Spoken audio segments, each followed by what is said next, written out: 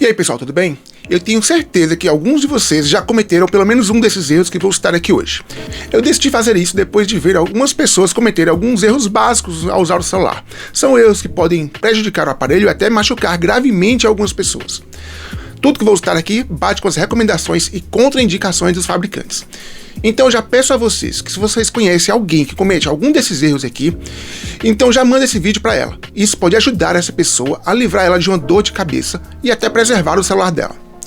Eu vou começar por um erro básico, que todo mundo sabe que está errado e que muita gente ainda comete mesmo sabendo, que é usar o celular enquanto carrega. Pessoal, esse é um dos erros mais cometidos e mais perigosos que cometemos. Além de prejudicar o seu aparelho, o aumento de temperatura enquanto carrega e usa ao mesmo tempo pode até explodir o aparelho, causando lesões graves e em alguns casos podendo ser fatal. Tenho certeza que alguns de vocês já devem ter visto algum caso desses por aí. Então nem preciso comentar muito aqui. Bora pro próximo. Outro erro comum que muita gente comete é deixar o aparelho carregando enquanto dorme. Mas calma, que se você tem esse costume, seu celular não vai explodir. Hoje, tanto os celulares quanto os carregadores originais já têm tecnologia para controlar a carga do aparelho enquanto ele chega a 100%. E o risco aqui é outro. Deixar o celular conectado por 7, 8 horas, isso significa que a bateria passará mais tempo em um estado de alta tensão e temperatura ligeiramente elevada. O risco real não é a explosão, mas sim sua bateria começar a durar menos depois de alguns meses. Por isso, empresas como a Samsung criaram funções para você configurar o aparelho de acordo com o seu uso e preservar a saúde do aparelho. Então, recomendo a vocês que verifiquem se o celular de vocês tem essa função e ative. Outro, abafar o aparelho enquanto usa ou carrega. Já viu aquelas pessoas que colocam o celular embaixo do travesseiro e vai dormir? Alguns deixam carregando, outros deixam um áudio tocando ou um vídeo. Tem pessoas que colocam o celular no bolso e esquecem o flash da câmera ligado. Colocam o aparelho em algum saquinho plástico para usar na piscina. Bom, abafar o aparelho em uso vai impedir a dissipação do calor, podendo causar superaquecimento e com os riscos que já comentamos aqui. Muita atenção também nos tipos de capinha que vocês usam. Algumas atrapalham e ajudam a superaquecer o aparelho. Esse é um erro que muitas pessoas cometem e não imaginam o risco. Usar carregadores ou cabos de baixa qualidade.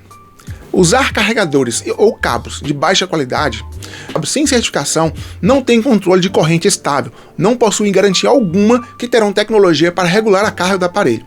Eles podem superaquecer o celular e, em casos graves, queimar a placa do aparelho. Já tem casos até que o carregador explodiu. Se você já usou um carregador ruim, você pode perceber que eles esquentam bastante. Eu confesso que já tive carregadores bem ruins, alguns anos atrás. E vi ele esquentar e derreter por dentro. Chegou a sair fumaça. A partir dali, uso sempre os carregadores de marcas mais conhecidas, como a Samsung, BaseUS, Ugreen. Então é importante você ficar atento a isso. Levar o celular para o banheiro enquanto toma banho. Esse é um erro crasso.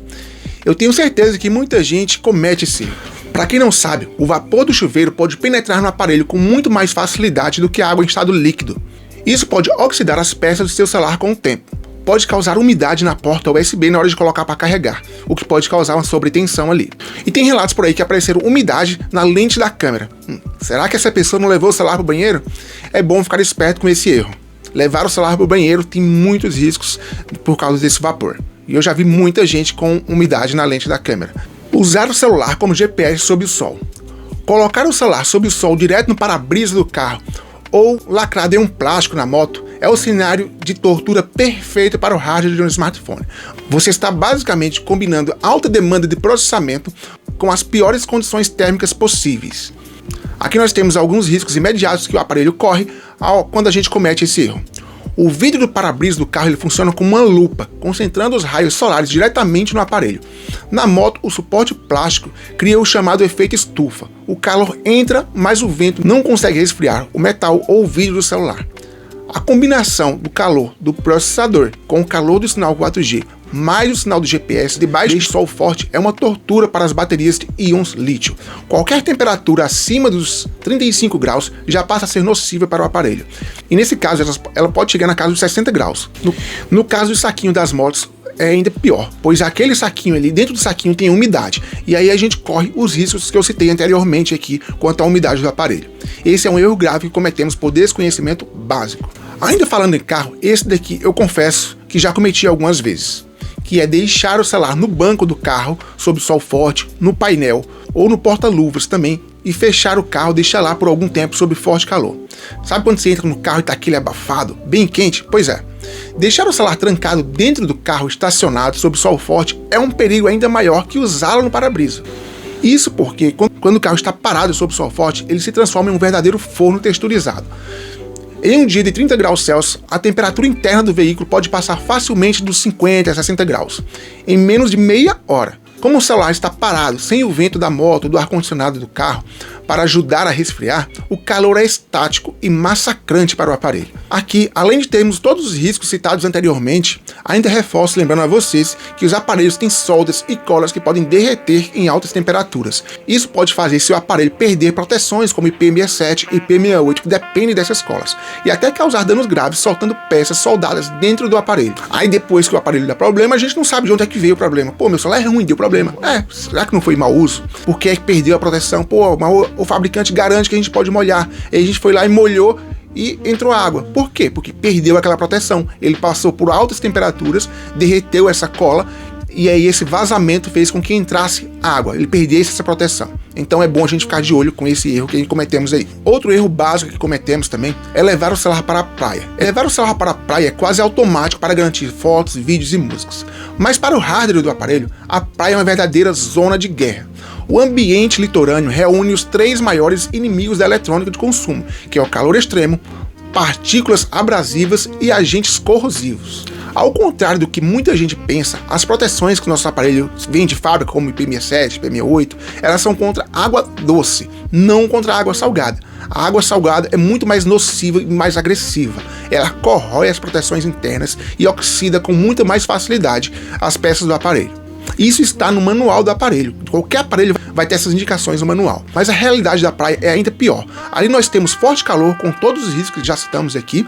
A areia da praia é bem corrosiva e pode entrar na porta USB ou arranhar a tela do celular quando você coloca o celular no bolso ou em alguma bolsa e essa tela ela entra em atrito com outros objetos.